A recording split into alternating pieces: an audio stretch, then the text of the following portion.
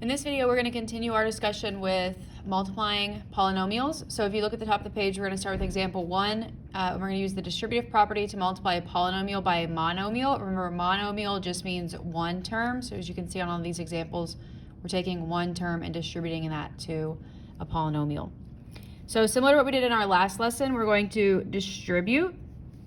And when we distribute, we're going to multiply our coefficients. So 3 times 2 gives me 6. And then as we learned in last chapter with exponent rules, when I'm multiplying these two terms here, I'm going to add my exponents. So this is an x to the first power, and this is an x squared. And 1 plus 2 will give me x cubed. Okay, so again, you're multiplying your coefficients, 3 times 2 to get 6. And then you're adding your exponents, 1 plus 2 to give you 3. Then I have 3x times negative 5x. So 3 times negative 5 is negative 15. X to the first and x to the first would become x squared. And then lastly, 3x times 3. 3 times 3 is 9. And then we just have the x there on the end. And that is the answer there for that problem. Okay, so we'll do a couple more of those. On B, same idea, we're going to distribute that negative 4x squared. So negative 4 times 2 is negative 8. X squared times x squared is x to the fourth. Then if I keep distributing, I have negative 4x squared times x. So negative 4 times, this is a positive 1 here, which is negative 4. X squared and x to the first would be x cubed. And then lastly, I distribute the negative 4x squared to the negative 7. So negative 4 times negative 7 is positive 28. And then we just have the x squared there. There's no x's here, so just x squared.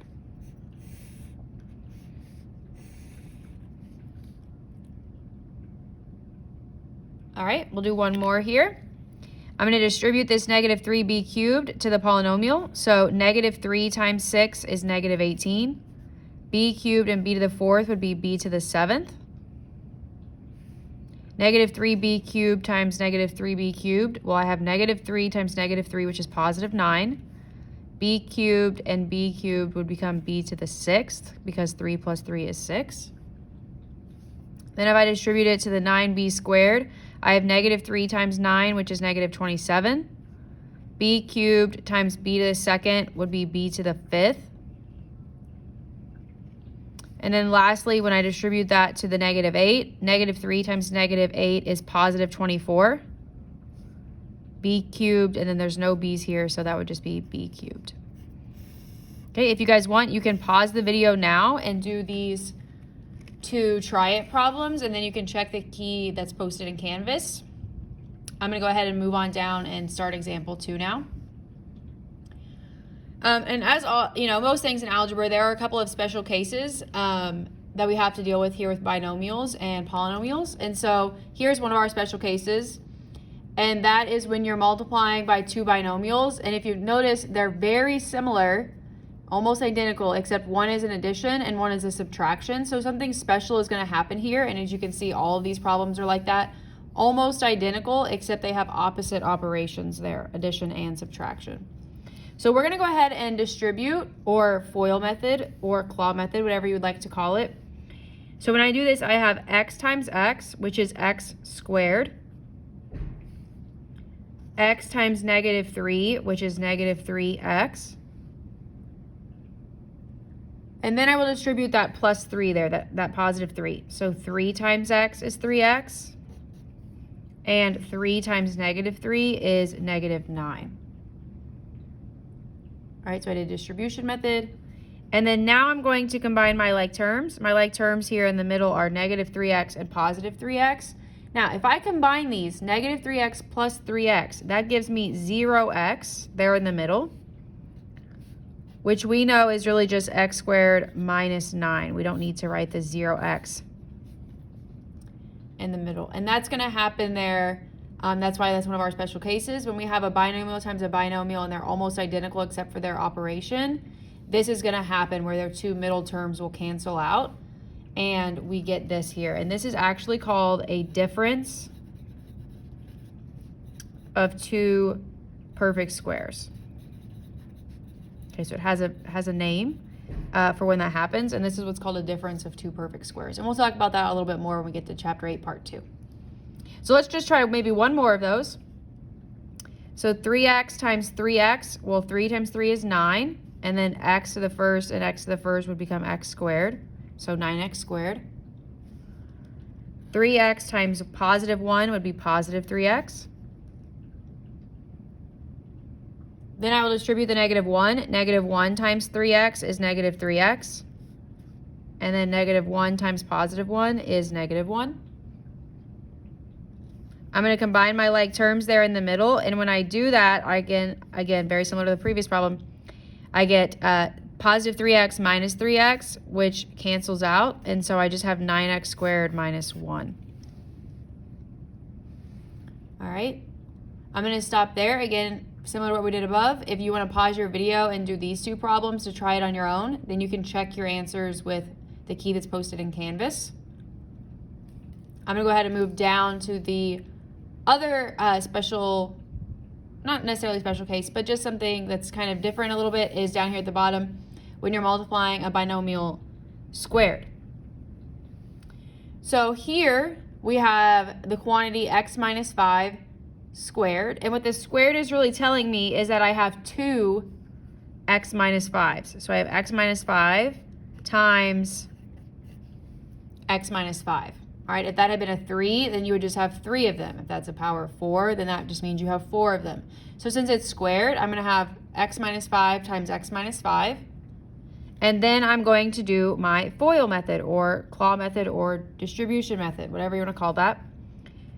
So x times x is x squared. X times negative 5 is negative 5x. Then I'll distribute the negative 5. Negative 5 times x is negative 5x. And then negative 5 times negative 5 is positive 25. I'll combine my like terms there in the middle. Negative 5x minus 5x is negative 10x. So I get x squared minus 10x plus 25. When you have your two binomials that are identical and you multiply them together, your two middle terms will be the same. And this actually also has a special name, and this is what's called a perfect square trinomial, which is something that we will also talk about a lot more. Trinomial in Chapter 8, Part 2. That's just so you know, it's called a perfect square trinomial. Now, 6 is quite similar, except the only difference here is that we have this leading coefficient in the front where we didn't have that over here on number 5. So similar idea though, this squared means I have 2 of them. So I have 2 times 4x plus 5 times 4x plus 5. And so what I'm going to do is I'm going to just bring this 2 down here with me. I'm not necessarily ignoring it, but I'm just not doing anything with it at the moment. So I'm just going to bring it down. And then I'm going to go ahead and do FOIL method here. So 4x times 4x would be 16x squared. 4x times 5 is 20x. 5 times 4x is 20x. And then 5 times 5 would be 25. So nothing new there, really. We've been practicing that for the last couple of lessons now. I'll combine my two like terms in the middle, so I get 40x there as my middle term. And so if I ignore the 2 for just a second, this is what we just did on previous problems. We did this last lesson, and then we just did it here as well. So I'm just doing my FOIL method, and I'm getting this. And then now for my last step is I'm going to distribute that 2 to the entire trinomial there. So 2 times 16x squared is 32x squared. 2 times 40x is 80x. And then 2 times 25 gives me 50. So my answer there would be 32x squared plus 80x plus 50. All right, I will have you guys pause the video now for you to try 7 and 8 on your own. Once you've done those, you can check your answers, what you get, with the answer key that's posted in Canvas to make sure that you got them correct.